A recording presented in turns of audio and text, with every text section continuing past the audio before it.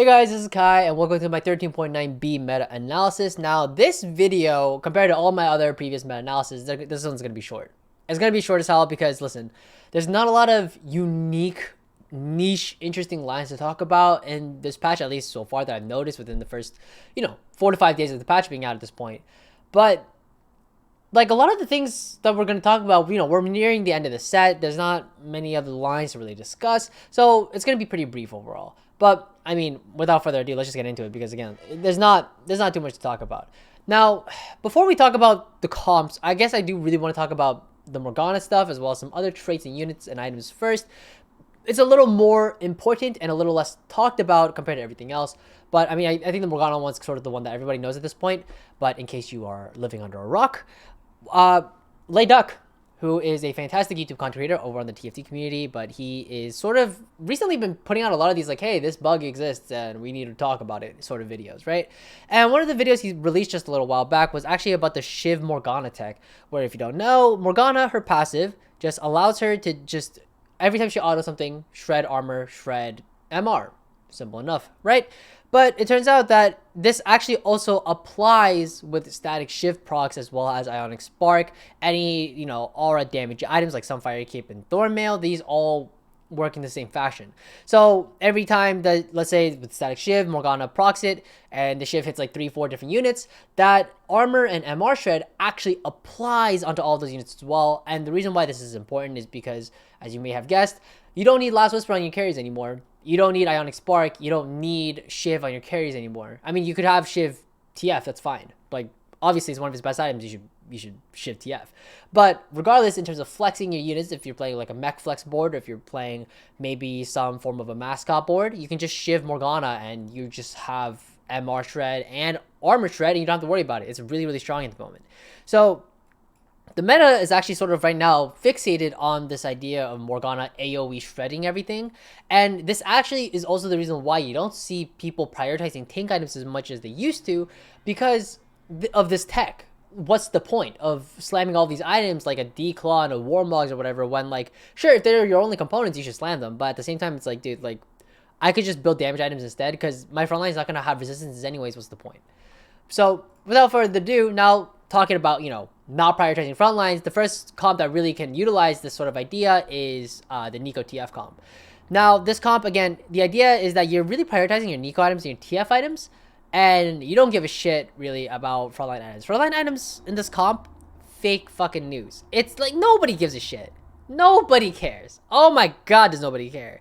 But regardless, the idea is really simple. Twisted Fate Neeko, I'm sure you've seen it already. It's a 4 Ox for his front line. You can roll down on level 7 to try to hit everything, or you can try to fast 8 and try to hit everything as well.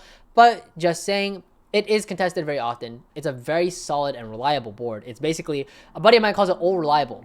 All right, it's like that 2006 Toyota Camry that you got that's sitting in your garage, and like you drive it around, it smells like shit, but it gets the job done. Why buy a new car if this car is just going to last me for a lifetime? You know what I mean? This comp is all reliable. This is your Toyota Camry. So right here, it's a very simple board. 4 Ox Force, 4 Spellslinger. Level 8, you just tech into, why is this Twisted Fate stuff here? Anyways, level 8, you just tech into Echo. Really, really simple. Level 7 board, Echo, level 8. And then level 9, you can actually try to cap out. And what I mean by that is that you actually just drop down 2 Ox Force units. So you drop the Echo, or sorry, you drop you drop Duelist, you drop Fiora, and you drop Viego, and you can just play Leona, Fiddlesticks 2, Nunu 2, Janna 2, whatever the fuck, you switch the Sona out for the Janna. I mean, it speaks for itself. This board plays itself out very easily in the late game, so it's really, really easy to think. There's not much thinking you have to do when it comes to this board. Obviously, I wouldn't hard force it every game, but this should probably be your default. If you're like, I don't know what I'm playing this game, but if you have any level of a AP opener, whether it's a tier start, a rod start, just be like, fuck it, I'm just gonna play Neeko TF for now, and then if something else pops up, then something else pops up. But you should assume this is your sort of default. I think this is everybody's default at the moment. If you don't know what you're playing, just say Neeko TF for now, and if something else pops up later, then we'll, go into that later. I think everybody's default though is the Neeko TF. The next one I want to talk about is Jhin and Renegades. Now, Jhin was not good in like the past like 3-4 patches. He's been a terrible unit in general, not really a carry that you could really think about. But nowadays, because everything else got nerfed down, Jhin, who hasn't really been touched that much, is suddenly just you know, he's like, hey, I'm just kind of chilling this whole time, doing the same damage that I did before. I mean, they buffed him by like 580. They should have buffed him by 480, so it would have been 6980 instead of 70, but I digress. It is Mortdog's decision, whatever. The point is, Jhin, surprisingly pretty reliable right now. And the problem with Jhin that I think a lot of sort of maybe beginner players may struggle with when it comes to Jhin is that they get confused kind of quickly. Now, what do I mean by that? Sorry, I'm drinking coffee at the moment because even though it is 7 at night in the evening, it feels like 7 in the morning for me. I don't know what the fuck's going on. My internal clock, my circadian rhythm is literally off the charts right now, and I feel like I am in Japan, but I am stuck in Boston. So, anyways, they get confused. The newer players get confused. So why do they get confused, right? Why does Kai go on a random tangent about Japan in the middle of his meta-analysis? Who knows? Who knows? But I do know why the newer players get confused, and this is why. This board is very flexible. Now, there are two ways to approach flexible boards. First is memorizing every single variation that exists for that board. Why the fuck would you do that? That's that's homework. That's homework. I'm playing a video game. I don't want to fucking do homework, right? So don't do that. Don't do that. The second approach is play what you hit. Now, this is a little more difficult, right? Now, with Jhin, there's so many variations. And a lot of lower elo players will sort of just get kind of lost in the sauce, and they're just like, bro, like, what do I do? Oh god, do I play Alistar? Do I play Camille? Do I play Renegades? Do I play Mascots? Like, what do I do? There's so many lines, there's so many options available, right?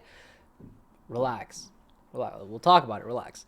So there are a couple of options that you have. We'll go over only a couple of them, but again, it's a very flexible board. The only thing that stays consistent across every single board is that you are playing Riftwalker. Riftwalker is your bread and butter. You will always have these three units, Vex, Pike, Jhin, whenever you're playing around Jhin carry Riftwalkers in general. Also, keep in mind, Jhin by himself is not a reliable solo carry. He's been doing the same amount of damage, he's been pushing out the same amount of effort since the beginning. So what that means is that you need a secondary carry of some form, and think about how are you going to find that secondary damage, right? So let's talk about it. The first variation is the Ox Force line, where you're basically you're just taking 4 Ox Force. You had 3 Riftwalker, and then you said, I have a mascot here. And you said, fuck it, 4 Ox Force. Infinite frontline. Not bad. This sort of will tempo you throughout the... Oop, is it this one? It was this one. Where'd Alistar go? Here you go. This board will tempo you the mid game. But don't expect to end on this board, right? Because again, Jhin by himself, even with 3 items here, he's a strong carry. He's a strong unit, but he's not going to carry you out. You need something else to pump out the damage. So what people have found that works better...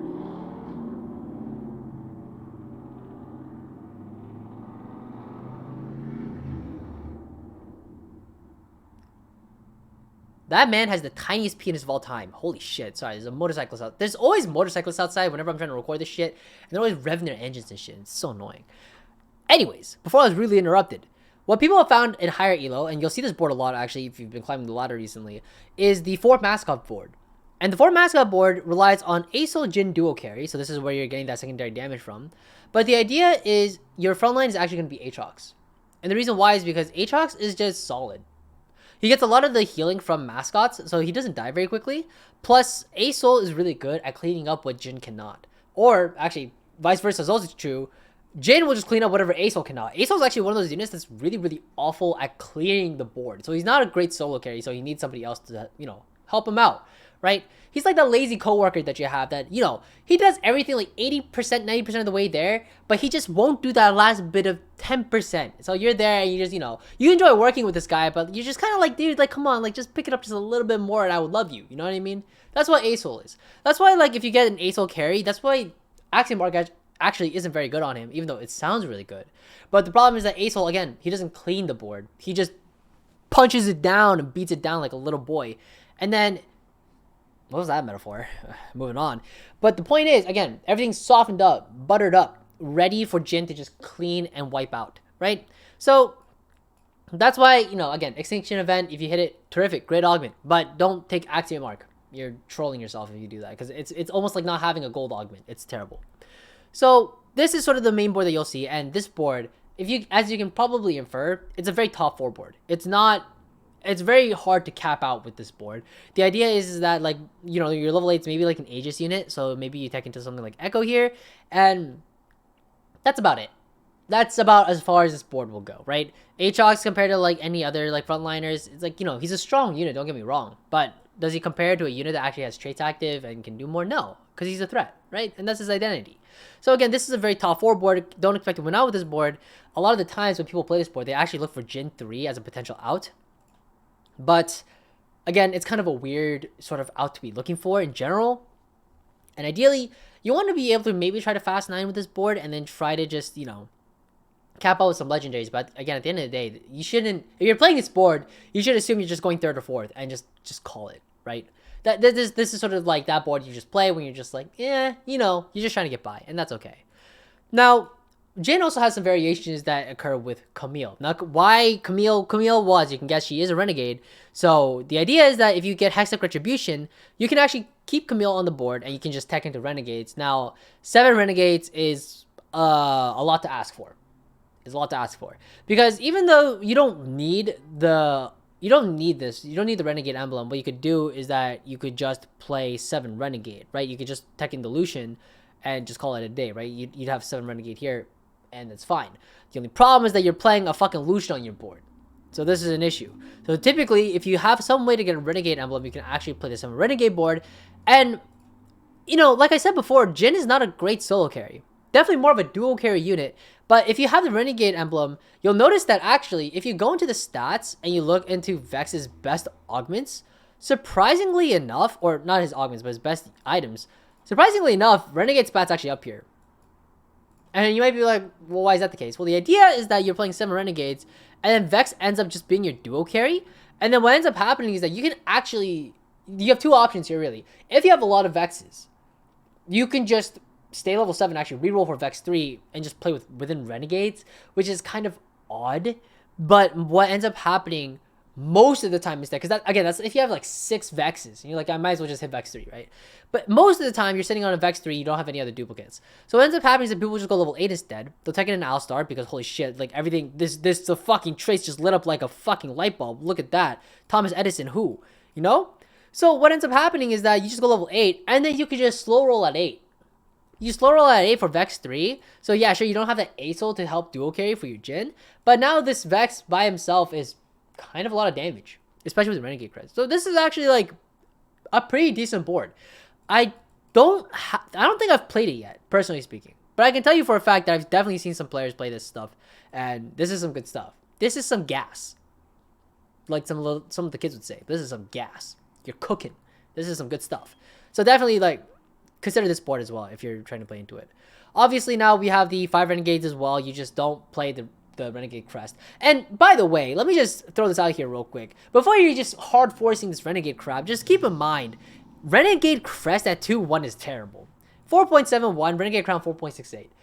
Renegades, again, very top 4 board. It is not a win out. It is not a board that you should expect to win the game or the lobby with unless you're high rolling or you're able to tech into some legendaries pretty early. Again, because it requires a Leona, you know? So, you know, if you have renegade heart, okay, consider it.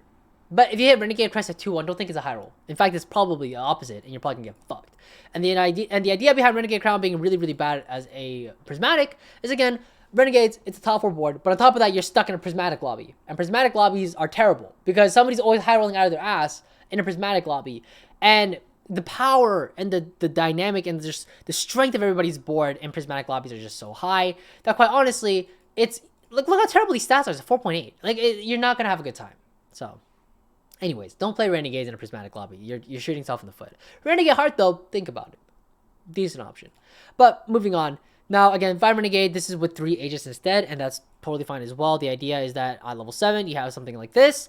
Maybe Silas here instead of Leona, because Leona, again, it's a really high roll at level 7, but maybe level 8. Sure, why not? And then just tech in 3 Aegis if it's an AP heavy lobby, which it probably is, because there's always a Neeko TF dual carry board somewhere. So you could do 3 Aegis, but again, like I said before, Jhin can't solo carry. Maybe asol as your secondary. But then this is basically the same board we were talking about earlier, you know, give or take a couple mascots.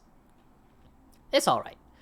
Finally, the 5 renegades, and this is sort of the threat version, if you will. As you can see here, we have the Morg with the shiv, which is really, really nice to have, but you also have asol here, and, you know, solid board. 5 renegades, it is what it is. You do lack a frontline with this, though. your front line really ends up just being Zac and Leona. So I don't know if I would really recommend this. If anything, you can maybe even drop the Morgana here and play Aatrox 2 instead. And so you just have a bit more of a front line here. But, you know, having that Morgana here for the shred as well is just so nice to have. So it's okay. This is okay, but I don't know. I wouldn't really play this threats one unless you didn't have any other options. You know, some other boards that are really strong at the moment, mascots. Mascots has always been really good. It's just one of those boards that's like, if you look at the stats right now, again, like freaking, I think mascot crest is like a 4.1 or something like that. But let me look up mascot actually. Here you go. 4.06 at 2-1. It's actually 4.16 at masters. Mascots, it becomes a little less reliable in the higher elos. But in terms of, you know, even masters plus averaging a 4.16, it's fucking crazy. Even mascot crown 4.12, it's crazy.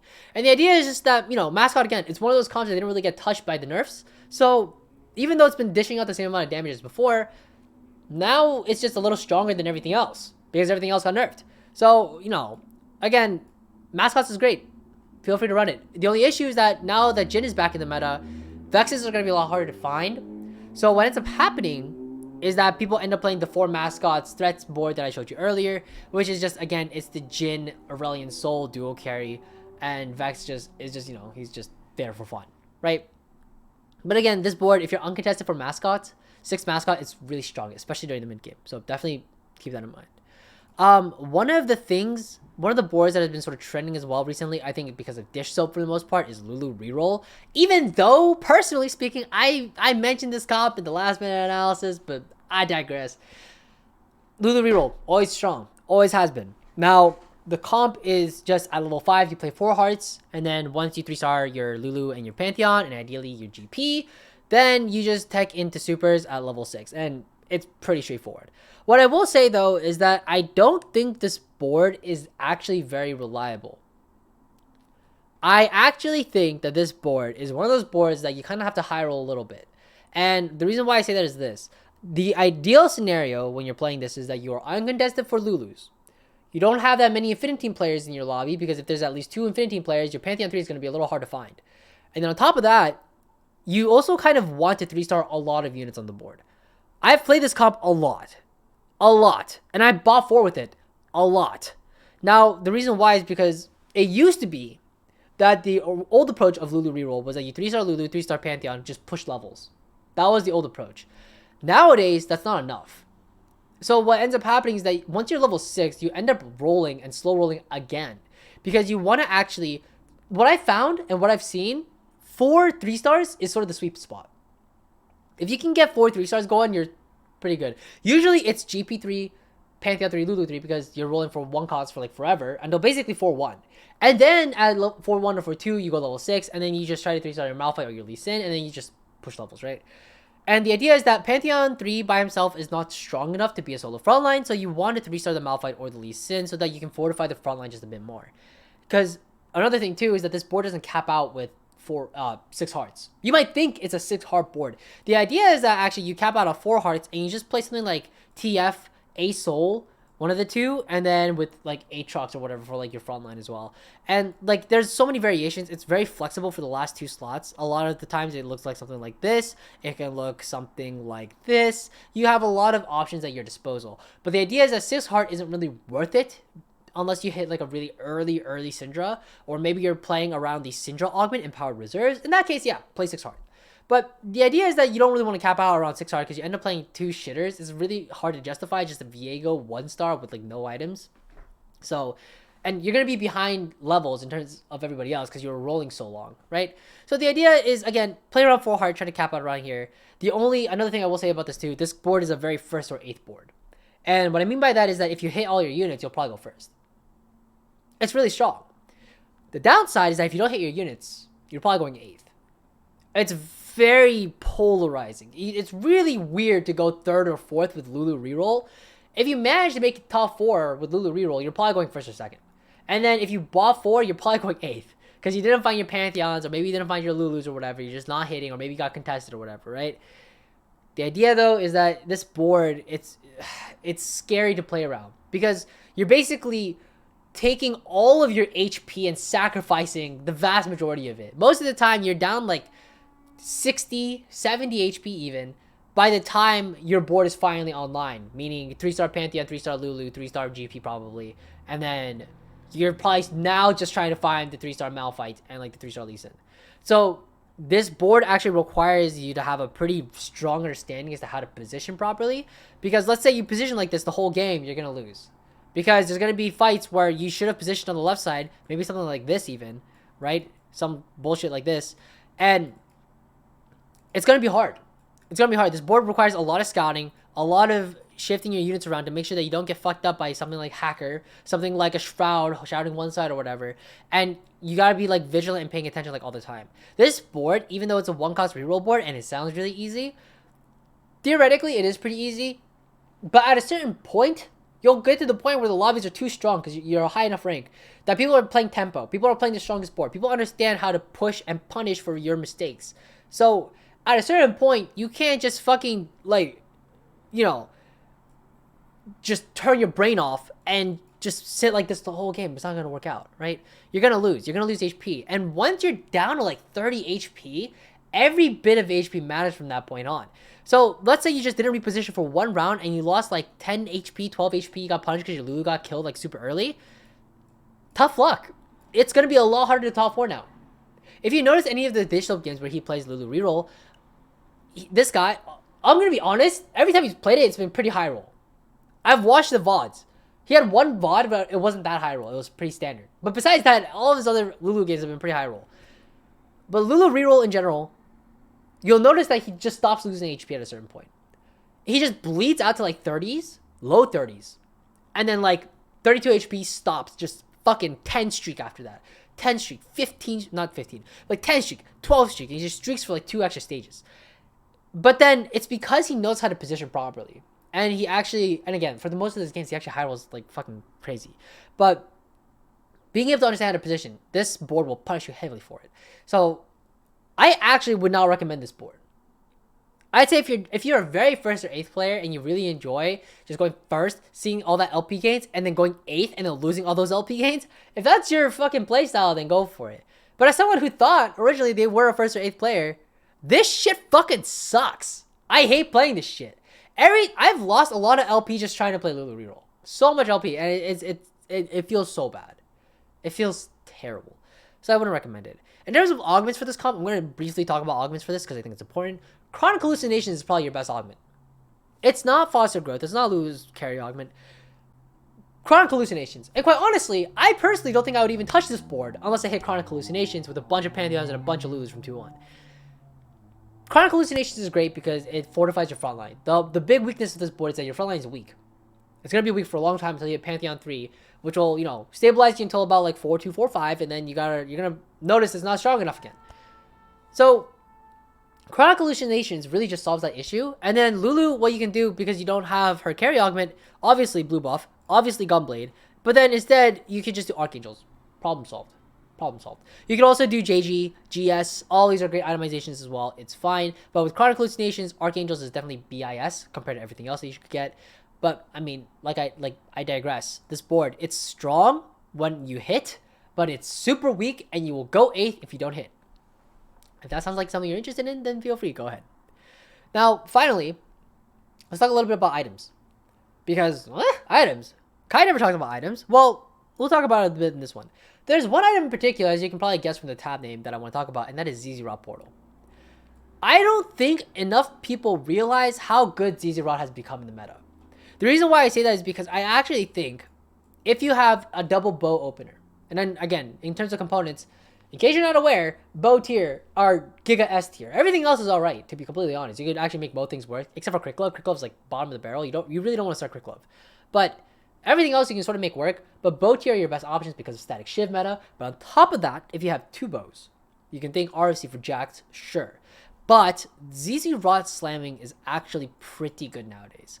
And the reason why zz'rot is so good is because, like we said before, it is a Morgana shiv meta, or, you know, just shiv meta in general, with TF using shiv, Morgana using shiv, every AP comp wants shiv, yada yada yada. So the idea is that zz'rot's actually a great slam if you have, you know, an extra bow.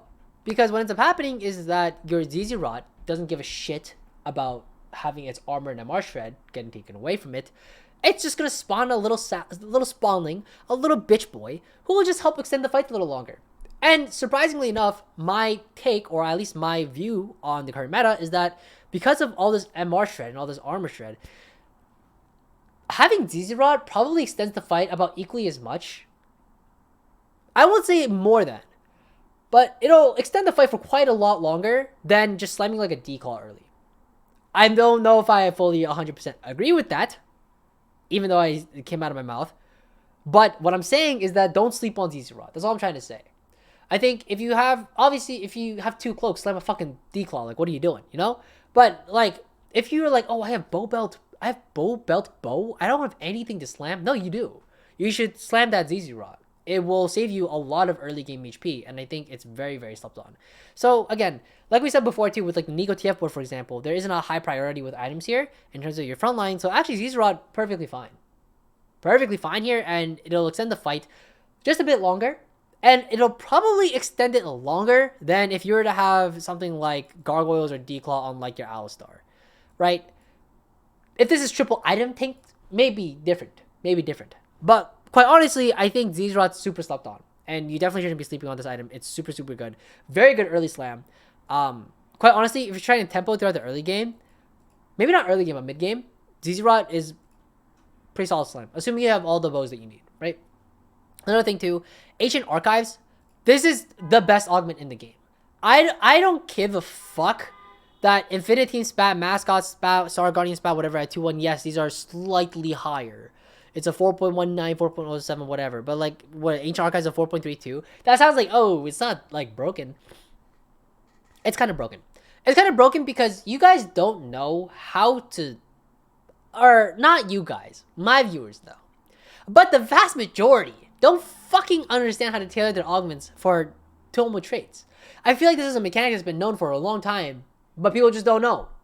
They don't know, and they don't utilize it to their advantage. You can tailor Tome at 2-1. I don't know why not enough people are doing this. If you see Tome traits at 2-1, you should be taking it. For example, level 1. Let's say you push to level 4, slap on these 4 units. The way that Tome traits works is that if you have 6 traits on the left side, Tome will be tailored for 1 of them. For example, if we had something like this, 1, 2, 3, 4, 5, 6, 7, fuck me. 1, 2, 3, 4, 5, fuck me. Something like, I probably should have thought this through. 1, 2, 3, 4, 5, 6, something like this. And you pop the tome will be one of these. One of these will be tailored, and the other 3 will be random. Now, if we do tome at 2-1, but we level to 4 now, and then we do something like this, or what was this before? Was this there's a GP? Oh no, this is Ezreal. Ezreal. Do something like this. 6 to 7, 1 tailored. 8 to 9. 8 to 9 is the sweet spot. 8 to 9, 2 tailored. 10 to 11, 3 tailored. It's really hard at that point though, because you have like so many traits. So the sweet spot's 8 to 9. You want to stay around 8 to 9. And if you have 4 or more, if you have 12 or more, then you have 4 tailored, but I digress, you get the idea. The point is though, there's a lot of really good early game units that have traits that cannot be tailored for by Toma traits. What do I mean by that? For example, Toma traits will not give you a Super's emblem. That doesn't exist. Super's emblem doesn't exist. Quick Draw emblem doesn't exist. Parallel emblem doesn't exist. So what are we left with? We're left with Duelist. In this particular example, we're left with a Duelist, Gadgettine, Heart, Laser Core, Sure Shot, Underground. Out of those 6, 2 of them will be chosen from those 6, right? So what does that mean? That means you basically have a pretty good chance of hitting a Gadgettine crest, Laser Core crest, Underground crest. Like, these 3 options alone are crazy. It's kind of unreal. I don't know what the math is. I'm not good at math. But the math that you don't hit at least one of these 3 is probably pretty fucking low. So the odds are, I mean, okay, oh, it's 50-50. You hit or you don't hit. Shut up. Listen, the point is, if you can hit a Gadgettine crest at 2-1, or a Laser Core crest at 2-1, because they took it out now. You can't hit those at 2-1 anymore. But if you can hit a Gadgettine crest or a Laser Core crest at 2-1, your game's set. It's fucking set. So, if you see Ancient Archives at 2-1, take that shit. It's really good because if you can tailor your augments and you understand how to do it, it's so easy. It's so easy. So yeah, keep this in mind. Ezreal, early. Hold on to Ezreal if you can early, because your fucking traits for Toma traits is crazy. Supers doesn't have an emblem. It's crazy. These are really, really good. I'm sure there's even better options. I didn't really look that deep into it, to be honest. But the point is, this is, for example, one of the best level 4 boards, so you have a 2-1 to tailor your augments. Definitely do so. All right. Now, again, like I said before, 5 gadgeting, fucking 3.73 is crazy. 5 laser core, 3.85, it's crazy. Like, laser core is strong, gadgeting is strong. The problem is that I won't really recommend laser core as well. Even though it is a solid top 4 board, it's a very solid top 4 board same to the Jhin line, except everybody knows how to play laser core. And it's strong when you can cap out with 5, but 5 means you have a Mordekaiser on your board, right? And, you know, it's a little hard to hit. Before I go, I actually completely forgot to mention this comp at all. You might notice there's a new tab here. It's for Hacker Camille. I'm not gonna lie, I just theoretically found this, like, as in I was using Explorer, playing around with the stats a little bit while I was editing the video, and I actually noticed this line that existed within the stats, and I want to talk about it. For Hacker reroll Camille. I don't know if this is good without the augment. I have never played this comp. This is all theory, okay? So whether or not this comp actually works or not, take it with a grain of salt, but I think I want you to be vigilant and aware of it because the stats on this comp are actually quite amazing. Obviously, the best comp is adaptive, or best augment is adaptive defense. You want to, obviously, you know, itemize your Camille with stuff like Deathblade, GA, and probably maybe something like Naive, right? Something like this, right? Very, very simple. But this is actually your level 6 board. It's a bit high roll because you need a Jhin, but obviously you don't have to play the Jhin here. You can play something like Shiv Morgana, and that, I mean, that's probably fine as well. You just play something like this, and something like this, and that's probably okay. Why is it 7? It should be 6. There you go. Something like this, right? And this is fine. But basically what ends up happening is that you just reroll at 6, and you try to just 3-star your Camille and your Pike. So you're actually dual carry Camille with dual carry Pike. And Pike can be something like, well, like, it could be like Titans, it could be like utility items, it could be stuff like Morello. Stuff like, I mean, it could be fucking whatever. It doesn't really matter. Like, Rabadon is probably good as well. Like, the point is that Camille 3, Pike 3 does a lot of damage. And these can actually be your 2 duo carries, and you have your admin active with your LeBlanc. Morgana is here until you hit the Jhin. And actually, I think 3 hacker is pretty bad with Camille. But if you play this with 4 hacker and you hit the Jhin, the stats on this comp are surprisingly pretty good. I thought Camille hacker sucked because I was always thinking within 3 hacker. But 4 hacker Camille actually averages a 3.8. This is obviously Camille 3-star, right? Camille 3-star. And with adaptive defense, it actually averages even higher. It seems like even without the carry augment, you seem to be fine here. But, oh, look at that, 71% top 4 rate with admin crest. I'm kind of just looking through this right now with you guys, and this is in real time research. But, I mean, look at this. Look at this. 3.52 with 3-star Camille with 3 Riftwalker. So I actually think if you can 3-star Pike. I mean, even 3-star Pike is a 4.3. I mean, the delta's really high, though. But 3-star Camille, with a high delta here, you have the 3-star Pike, maybe even 3-star LeBlanc. But probably it's 3-star Pike. And, I mean, this is just phenomenal. Jhin 2 is not a high thing to hit. It's not a difficult thing to hit, but 2.97? That's pretty crazy. That's pretty fucking wild. It's a 80% top 4 rate. So, look into this line. I think Riftwalker Hacker for Camille might actually be really good. And again, I have not looked enough into this. I've never played this board before. This is all theoretical through stats, so take it with a grain of salt. But, I mean, your level 7 could also be Renegades as well. 25% bonus damage. Hello. Just Tekken, whoever. Fucking Viego? Who gives a shit? Like, look at that. That's looking kind of spicy. This is looking a little gourmet, if you will. This is some tech. I'm curious to see what you guys think about this. This looks surprisingly strong to me. But all right, actually, maybe we can check right now. 3 Renegade. Does it pop up? 3.77. It's even better. It's even better. Viego 2, 3.1. I mean, Viego 1 is a 4.46 though, so maybe it's a different Renegade. Maybe Leona. Oh.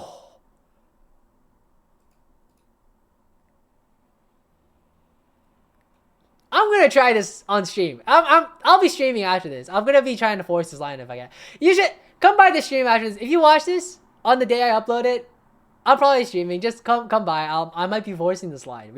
Ooh, spicy technology. But anyways. take care, guys. Happy climbing. That's the end of the meta analysis. I'm kind of glad I found this like last second. That's kind of cool. That's never happened before. But yeah, anyways, 83.8. Have a good night.